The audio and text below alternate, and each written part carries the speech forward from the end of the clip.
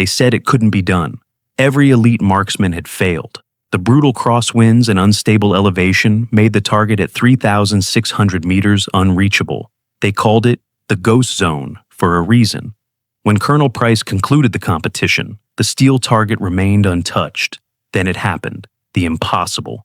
The steel plate shattered cleanly in two, but no rifle had fired. No sound echoed across the range. Every spotter searched for heat signatures. Nothing, just silence and one name whispered across the range. The only person not holding a rifle. From which city in the world are you watching this video? Today? If you enjoy stories that challenge what we believe is possible, consider subscribing. Your support helps bring more untold stories to light. The morning sun cast long shadows across the classified military testing range in northern Montana, as elite marksmen from various special forces units unpacked their gear. Lieutenant Commander Thayer Novak methodically assembled his custom rifle, his movements precise and economical. At 38, he was considered the most consistent shot at extreme distances in the entire program. "Weather's going to be a nightmare today," remarked his spotter, checking the flags that whipped violently in the 23-mile-per-hour crosswinds. "Humidity's all over the place, too." Novak merely nodded, his focus absolute as he calibrated his scope. This was the annual ultra-range competition, and his reputation was on the line. 6 consecutive years as a top-3 finisher had earned him respect among the military's elite sharpshooters, but today would push even his extraordinary skills to their limits. The range stretched before him, targets positioned at increasingly impossible distances. The farthest, barely visible as a speck through his spotting scope, sat at 3,750 meters, well into what they called the ghost zone. Novak had never connected at that distance. No one had, at least not under these conditions. "Nasty thermals forming," his spotter added, studying the heat waves already distorting the horizon. "Elevation readings will be a mess by midday." Around them, 24 other competitors performed similar preparations, each bringing custom-designed rifles worth more than luxury cars.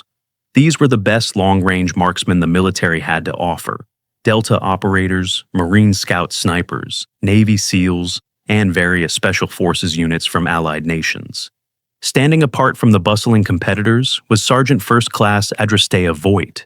In her early 40s with a weathered face that spoke of years in harsh conditions, she observed silently as technicians calibrated the high-end rifles. The prosthetic right hand at her side drew subtle glances from competitors, though none approached her. She wore standard-issue fatigues with no unit patches or identifying insignia beyond her rank. Colonel Beauregard Price, a stern man with salt and pepper hair cropped military tight, strode to the center of the range.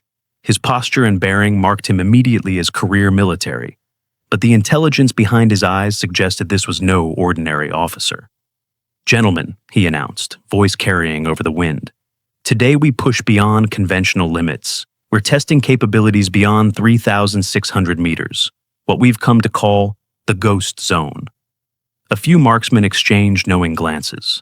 For those unfamiliar with the term, it's a distance where no confirmed kill has ever been recorded under field conditions. Not with our gear, not with enemy gear, not by anyone.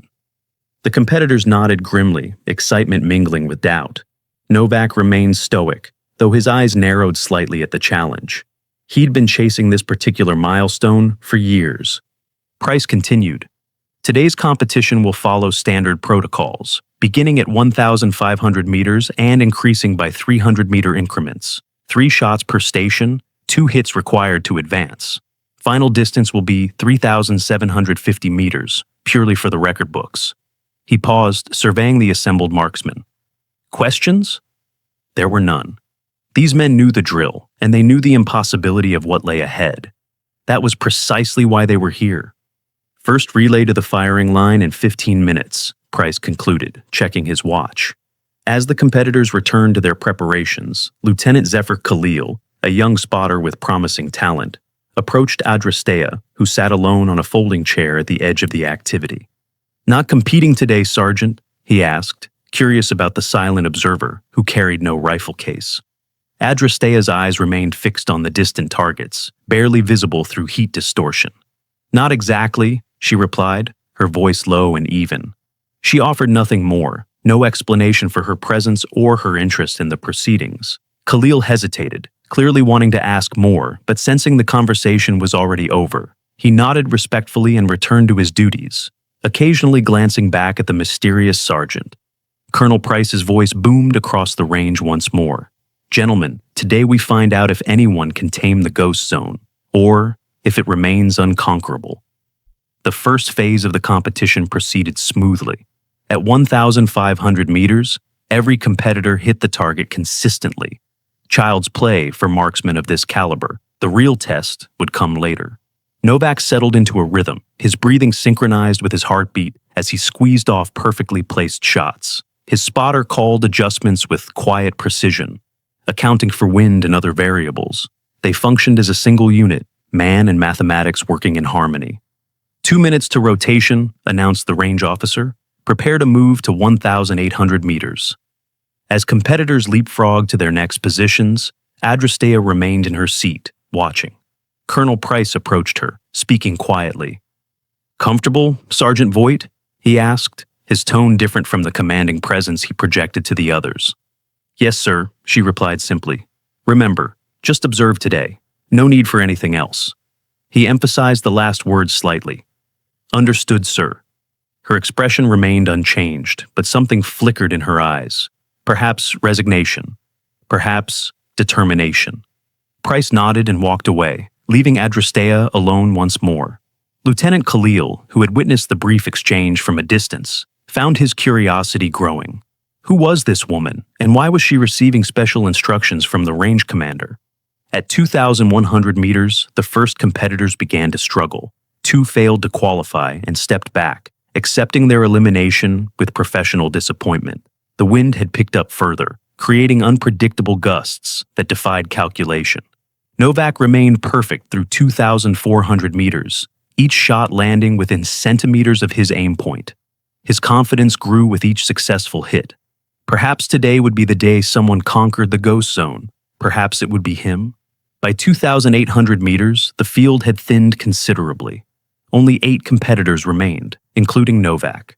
The targets now appeared minuscule even through high-powered scopes, and the environment.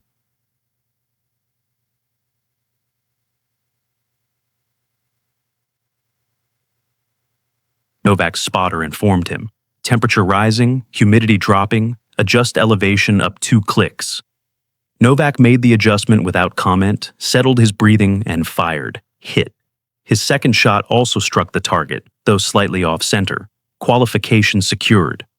3,100 meters next, called the range officer. Qualifiers move forward. Only 5 competitors advanced. The others packed their equipment with tight-lipped professionalism. There was no shame in failing at these distances. They were pushing the very limits of ballistic science. As the day wore on and the sun climbed higher, the heat distortion intensified. By the time they reached 3,200 meters, only Novak and 2 others remained in contention. "Major temperature fluctuations," his spotter warned. "Density altitude rising fast. This is getting unpredictable." Novak nodded grimly. He had reached this distance before, but never conquered it consistently. Today the conditions were even worse than usual. He calculated his adjustments, fired his first shot, and missed. 8 inches high, 2 feet right, his spotter called. Wind kicked up just as you fired. Novak recalibrated, waiting for the next lull in the crosswinds. When it came, he took his shot quickly, hit. The final shot would determine whether he advanced. He took extra time, analyzing every variable, waiting for perfect conditions that never quite materialized. Finally, he was forced to take his shot. Missed. The bullet struck just outside the target plate. "Damn," he muttered, the rare display of emotion revealing his frustration. 1 competitor managed to qualify at 3,200 meters. The other failed alongside Novak. Only Captain Ryden Merrick from Norwegian Special Forces moved forward to 3,500. Merrick was known for his unorthodox approach to long-range shooting, relying on intuition almost as much as calculation. But even his remarkable talent found its limit at 3,500 meters. All 3 shots missed, though one came tantalizingly close. A tense silence fell across.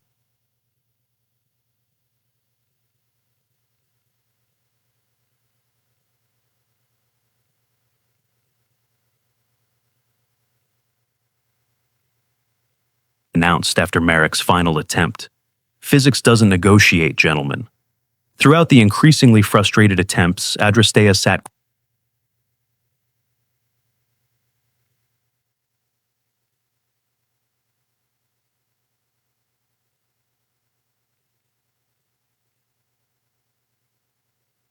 something behind her calm exterior, a coiled intensity that seemed at odds with her passive role. Novak approached Colonel Price. "Sir, request permission to attempt 3,600 meters, even though I didn't qualify." Price considered briefly. "Granted. You've earned the attempt, Commander." Novak returned to his position, determination evident in every movement. His spotter provided the calculations, which Novak adjusted based on his own experience and instinct. He settled into position, controlled his breathing, and fired. Missed the bullet, struck dirt well short of the target. He adjusted and fired again. Miss. This time high and to the left. A third attempt. Miss a fourth. Miss. When Novak threw down his spotter's notebook after his fifth miss at 3,600 meters, declaring, "It's mathematically..." The shooter had failed repeatedly, and no one present could fault his technique or calculation. "One final attempt," Colonel Price announced unexpectedly. 3,750 meters for the record books. His voice carried a note of finality. "After this, we accept our limitations like professionals." This was unusual, allowing attempts at the maximum distance despite failures at shorter ranges. But no one questioned the decision. Perhaps he wanted to emphasize the impossibility of the task, to drive home the point that some barriers remained insurmountable. As the marksman prepared for this symbolic final challenge, Adrastea quietly rose from her seat and moved to stand behind the firing line, her eyes fixed on the distant target that appeared as barely a speck through the heat distortion. Her movement was so subtle that only Lieutenant Khalil seemed to notice. "Some barriers exist for a reason," Price lectured as the marksman prepared. "Some zones remain ghosts because that's what nature intended. Today has proven that once again." One by one, the remaining competitors took their final shots at 3,750 meters. Each missed, though Novak's came tantalizingly close, kicking up dirt just inches from the steel plate. There was polite applause for the effort. Colonel Price stepped forward to deliver his closing remarks. "Gentlemen, today we've confirmed what ballistics has always told us. Beyond certain distances, too many variables make consistency impossible. The ghost zone remains exactly that, a phantom, a theoretical possibility that practice cannot reach. We'll continue pushing the boundaries of technology and human skill, but for now..." A loud crack echoed across the range, cutting Colonel Price off mid-sentence. The steel target at 3,750 meters visibly jumped and split clean through the center, the halves falling in opposite directions. Stunned silence fell across the range. "Who fired?" Colonel Price demanded, his composure shattered. "Which one of you took an unauthorized shot?" The marksmen looked at each other in confusion, then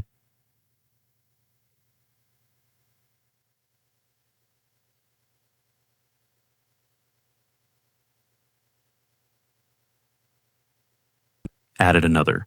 "Just the impact." "Check the target again," ordered Novak, disbelief evident in his voice. "Could be equipment malfunction." The spotters trained their high-powered scopes on the distant target. There was no mistake. The steel plate had been hit with such force that it had split perfectly down the middle. "Seismic sensors didn't register any ground impact," called the range technician, checking his instruments. "Whatever hit that target came from the air, not from below." All eyes eventually turned to Adrastea Voigt, who stood calmly at the back of the range, holding no weapon. The wind whipped her hair as she stared impassively at the shattered target. Her prosthetic right hand hung at her side, the fingers slightly curled. "What just happened?" Novak asked, breaking the silence. Colonel Price's demeanor completely changed. He straightened almost to attention and said with newfound respect, "Gentlemen, meet Sergeant First Class Adrastea Voigt, former designee of Project Longreach." The name meant nothing to most of the assembled marksmen, but a few of the senior officers exchanged glances of recognition and disbelief. Lieutenant Khalil stepped forward. "Sir, there was no shot, no bullet trajectory, the steel just broke." Colonel Price nodded. "That's why they shut down Longreach, because it worked." Adrastea finally spoke, her voice quiet but carrying across the now silent range. You wanted to know if the ghost zone could be conquered. You were looking through scopes when you should have been looking within. Novak approached her, studying her face with new intensity. You did that? Without a weapon? The weapon is irrelevant, she replied, meeting his gaze steadily. It's the intent that matters. The calculation, the connection. Colonel Price cleared his throat. Sergeant Voight was part of a specialized program 10 years ago. Most of its details remain classified, but today's demonstration was authorized at the highest levels. You're telling us she broke that target with her mind? One of the Norwegian operators asked incredulously. I'm telling you, she achieved the objective when conventional methods failed, Price answered diplomatically. The how is less important than the fact that it happened. The range erupted in overlapping questions and exclamations of disbelief. Colonel Price raised his hand for silence. This concludes today's official exercise. All participants are reminded of their confidentiality agreements. What you witnessed here does not leave this range. He gestured toward a cluster of buildings at the edge of the facility. Refreshments in the mess hall. Sergeant Voight and I will join you shortly. As the bewildered marksman filed toward the buildings, Novak lingered, his eyes fixed on Adrastea. That's not physically possible, he said quietly. Neither is hitting a target at 3,750 meters with conventional ballistics under these conditions, she replied. Yet you tried anyway. Why? Novak considered this. Because pushing boundaries is how we advance. Adrastea nodded. Precisely. Colonel Price returned after ensuring the others had left. That wasn't part of the plan, Sergeant. You were supposed to observe only... With respect, sir, observation was insufficient. They needed to see it.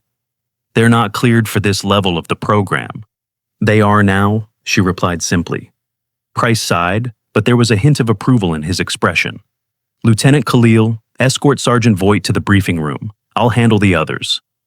As they walked toward the compound, Khalil could no longer contain his questions. How did you do that? I was watching you the whole time. You didn't move, didn't signal anyone. It's complicated, Adrastea replied, and painful. Each time costs something. Costs what? She flexed her prosthetic hand. More than most are willing to pay. In the mess hall, theories spread like wildfire among the marksmen. Some suggested hidden explosive charges on the target. Others proposed some form of directed energy weapon. Has to be a trick, insisted Captain Merrick. Military theater to demoralize competitors. For what purpose? Countered another marksman. We're all on the same side here. Novak sat alone, replaying what he'd witnessed. In 20 years of military service, he'd seen technology advance in ways that seemed miraculous. But nothing like this. The precision required to split a steel target at that distance went beyond any weapon system he knew of. Colonel Price entered and called for attention. Gentlemen, you've witnessed a demonstration of a capability that remains in early development. I can provide limited context, but first, I need your verbal acknowledgement of the classified nature of what you've seen.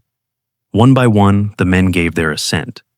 10 years ago, Price began, the Defense Advanced Research Projects Agency initiated a program called Long Reach.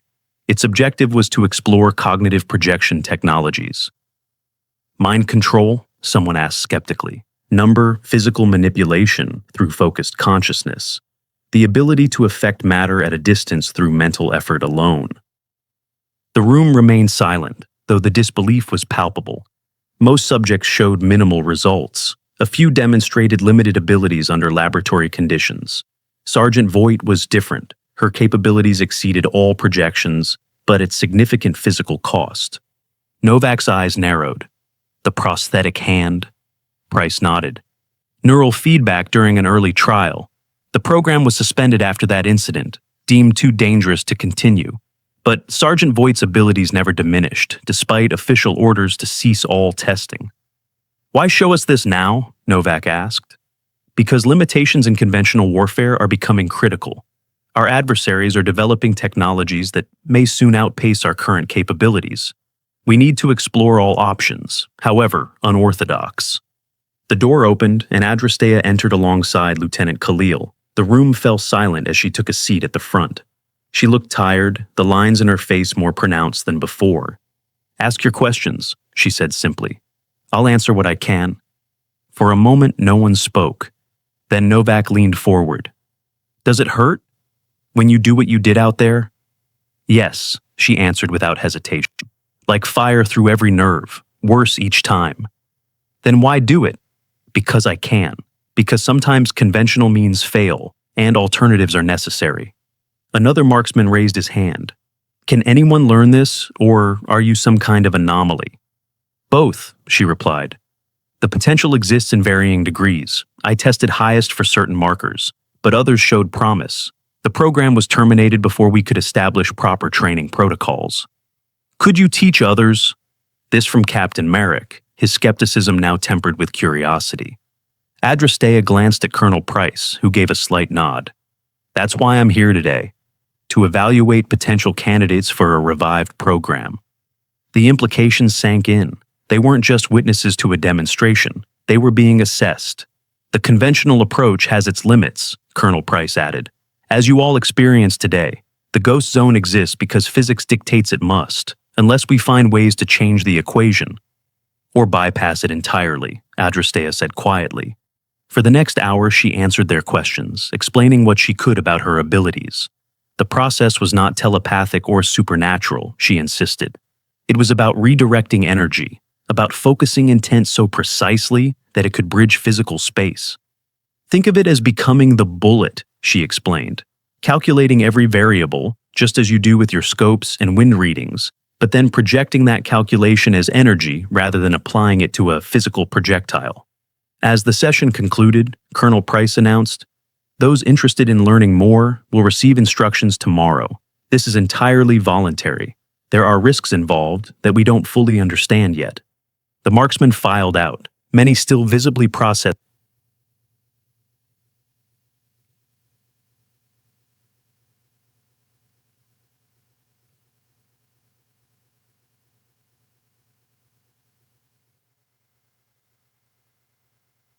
Smiled slightly.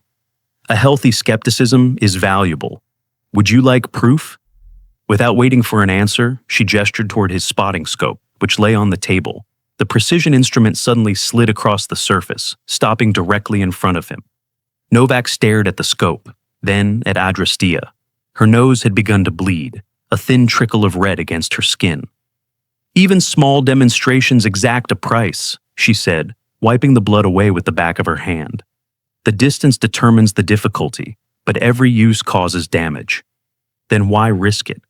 The same reason you pushed beyond your limits today, to see if it could be done." Later that evening, as the participants retired to their quarters, Lieutenant Khalil found himself assigned to monitor Adrastea. She sat in the medical wing, allowing doctors to check her vital signs.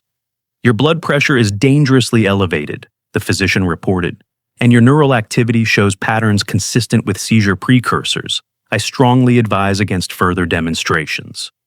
"Noted," she replied calmly, though it was clear she had no intention of following the advice.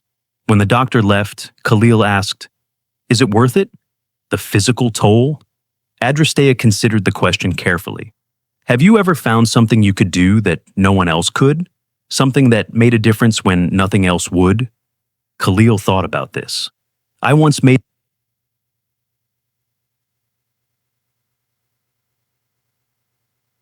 it. Pure instinct took over."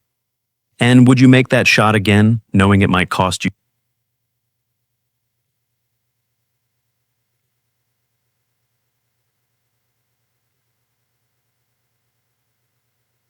responsibility?" The next morning, the participants gathered once more at the range.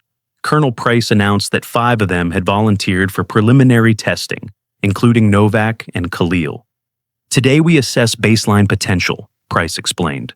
"No one expects immediate results. This is about determining aptitude for further training." Adrastea approached each.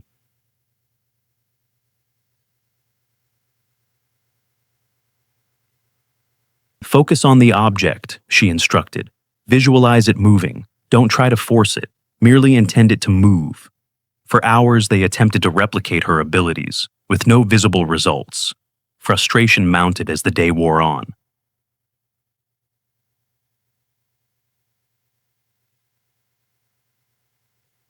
when we could be developing actual capabilities. Actual capabilities, Adrastea repeated thoughtfully. Like hitting a target at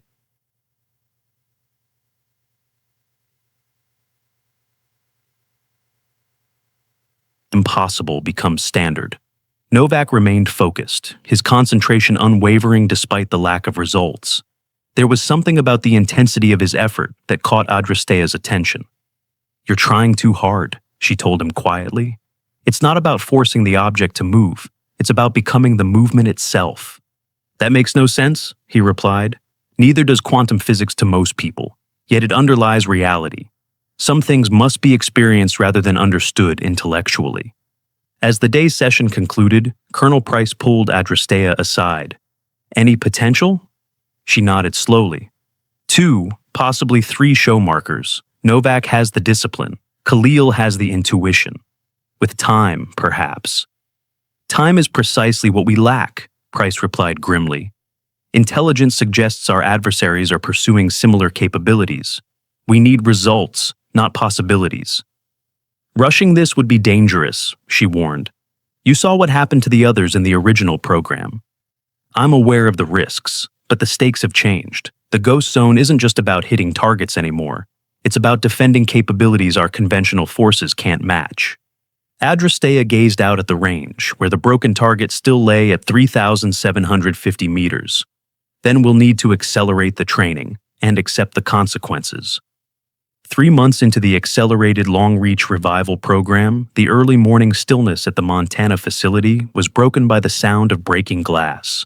Lieutenant Khalil rushed into the training room to find Novak standing amid shattered remains of practice objects, his face pale with exhaustion. "I almost had it," Novak insisted, wiping blood from his nostril. "The pencil moved. I know it did." Khalil helped him to a chair. "You've been at this all night again, haven't you?" "The doctor said no sessions longer than 4 hours." "Rules are for people who accept limitations," Novak replied, echoing Adrastea's frequent refrain. The revival program had progressed with mixed results. Of the 5 initial volunteers, 2 had dropped out after experiencing severe migraines and temporary vision loss. Captain Marek remained skeptical but determined, while Novak had thrown himself into the training with near-obsessive intensity. Khalil balanced his duties as program coordinator with his own training, showing modest but consistent progress. Adrastea entered the room, immediately assessing the situation. "You pushed too hard again," she said to Novak, not as accusation but simple observation. "I felt something different this time," he insisted. "Like a circuit completing, the pencil definitely moved before I lost control." She nodded. "The breakthrough moment often comes right before neural fatigue sets in. That's the dangerous edge we walk." Colonel Price arrived for the morning briefing, reviewing their progress charts with a tight expression. "Washington is getting impatient. They want demonstrable results, not promising indicators." "We have results," Adrastea countered. "Khalil consistently affects electromagnetic fields."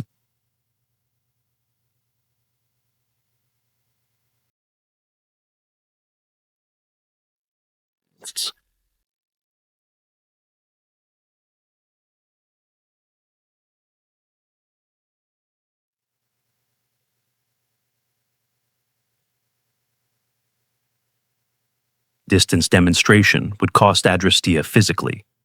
"I can do it," she said quietly. "One more time." "No," Khalil interjected. "The medical team was clear after the last attempt. Your neural pathways showed degradation patterns. Another demonstration could cause permanent damage." "He's right," Novak agreed. "We're making progress. We just need more time." Colonel Price shook his head. "Time is the one..."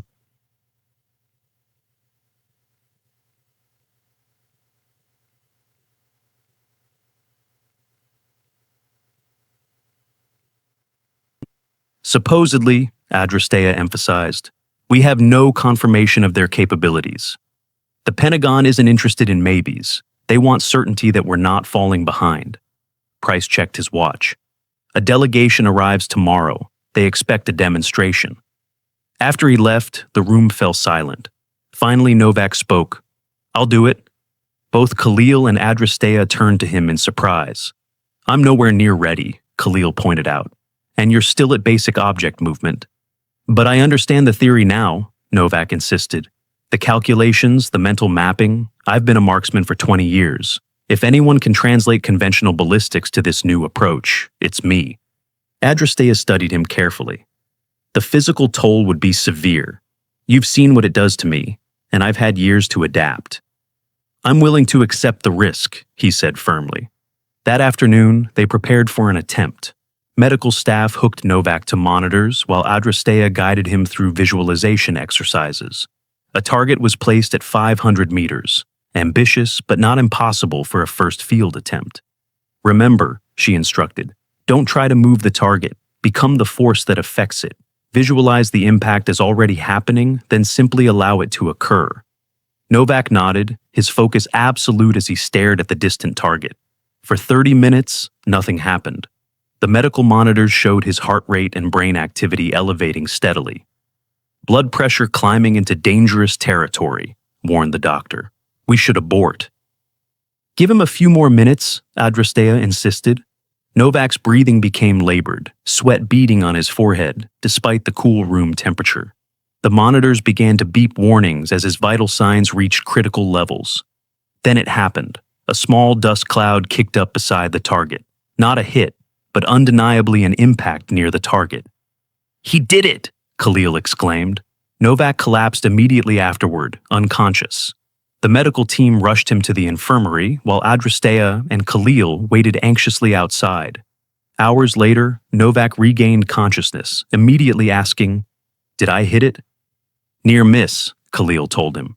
"But definitive proof of effect at distance. First attempt at 500 meters is unprecedented."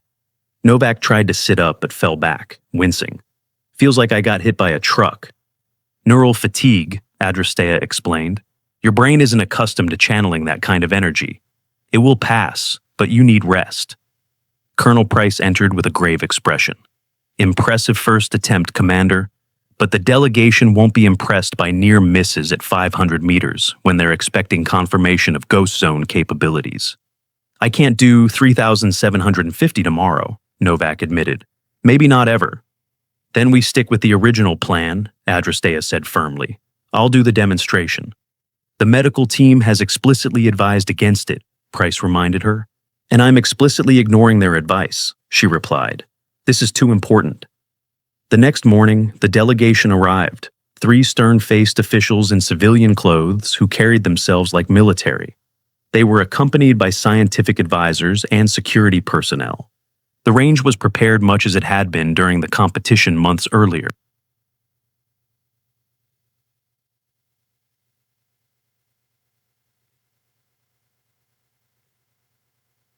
Received a briefing on the long-reach program.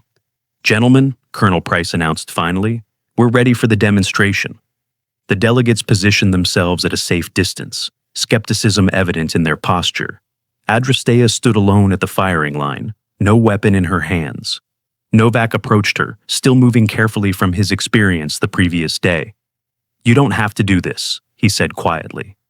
"Yes, I do," she replied. "Some capabilities can't be developed gradually. Sometimes you have to leap into the impossible to prove it can be done." She closed her eyes, her breathing slowing to an almost imperceptible rhythm. The wind whipped across the range, conditions even more challenging than during the competition. Minutes passed in tense silence. Suddenly, Adrastea's prosthetic hand spasmed. A thin line of blood appeared from her nose, then her ears. Before anyone could intervene, the target at 3,750 meters exploded outward as if struck by an artillery shell rather than a bullet. The delegates stared in shock as Adrastea crumpled to the ground. Medical personnel rushed forward as she convulsed, the neural feedback overwhelming her system. "Get her to the medical bay now," Price ordered. Hours later, the delegation had departed, clearly impressed but disturbed by what they had witnessed. In the medical wing, Adrastea lay unconscious, surrounded by concerned staff and monitoring equipment.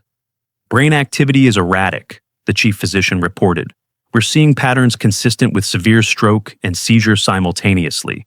If she survives, there will likely be permanent damage." Novak and Khalil maintained a vigil outside her room, while Colonel Price dealt with the aftermath of the demonstration.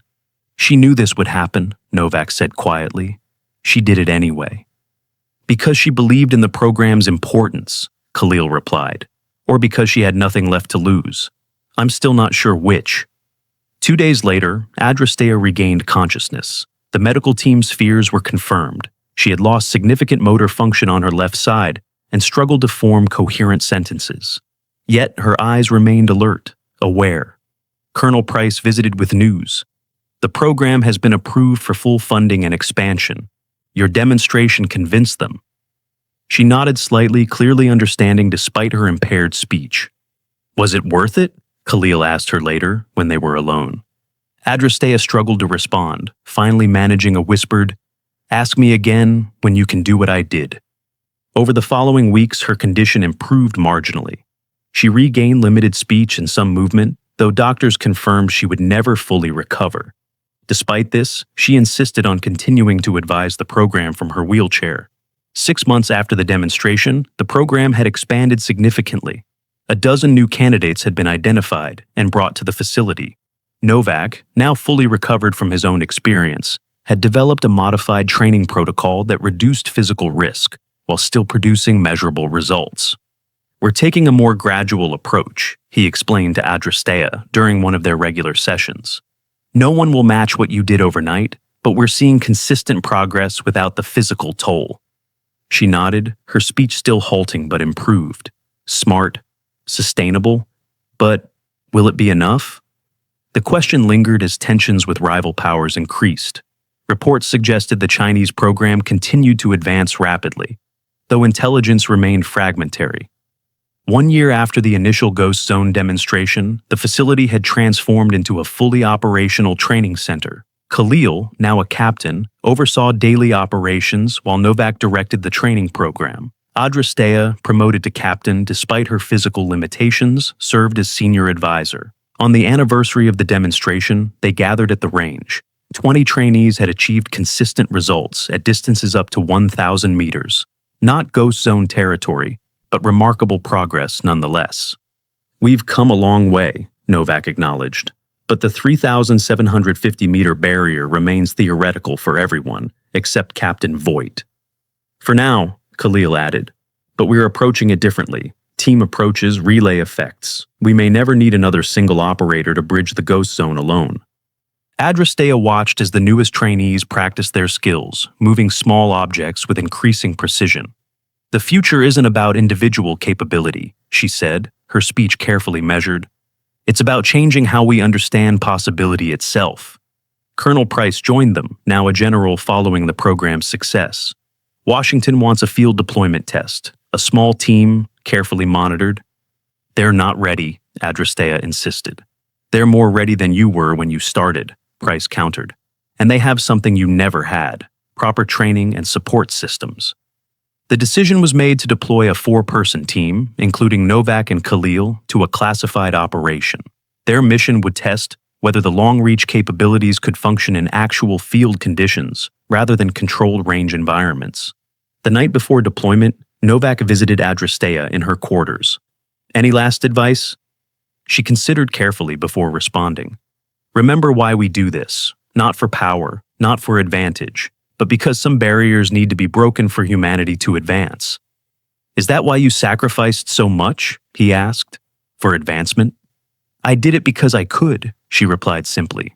Because someone had to prove it was possible. The Ghost Zone isn't just a distance. It's everything we believe we cannot do until someone shows us we can. 6 months later, the field deployment concluded successfully. The team had utilized their abilities in limited but critical situations, proving the concept viable under actual operational conditions. A new training facility was established, with Captain Voight appointed as its director, despite her physical limitations. Her experience and insight proved invaluable as the program expanded. 5 years after the original demonstration, a new record was established, not by a single operator, but by a coordinated team of 3, affecting a target at 4,100 meters. The Ghost Zone barrier had been officially broken without the devastating physical cost Adrastea had paid. In her office, now adapted to accommodate her wheelchair, Adrastea received the news with quiet satisfaction. On her desk sat Novak's spotter's compass, given to her years earlier as a token of respect. a reminder of how far they'd come from conventional ballistics to something revolutionary. "Captain Voight," a young recruit said, entering after knocking. "The new class is assembled for orientation." She nodded and followed him to the training hall, where 30 candidates waited to begin their journey. As she entered, they stood at attention, not because protocol demanded it, but out of genuine respect for the woman who had proven the impossible was merely waiting to be achieved. "Welcome to Project Longreach," she began, her voice stronger now after years of therapy. "You are here because you showed potential for abilities most believe impossible. Your first lesson is the most important. The ghost zone isn't a place or a distance. It's a state of mind. Break through that. And there are no limits to what humanity can achieve." As new recruits attempted their first exercises in mental projection, Colonel Price and Lieutenant Khalil observed from behind glass. "Will they ever match what she can do?" Khalil asked. "That's not the point," Price responded. "She showed us the ghost zone wasn't about distance. It was about perception, about what we believe is impossible." The final scene showed Adrastea guiding a young recruit who managed to move a small object with her mind for the first time. As the recruit's face lit up with wonder, Adrastea offered a rare smile. "Remember," she said, "the bullet was never the weapon. You are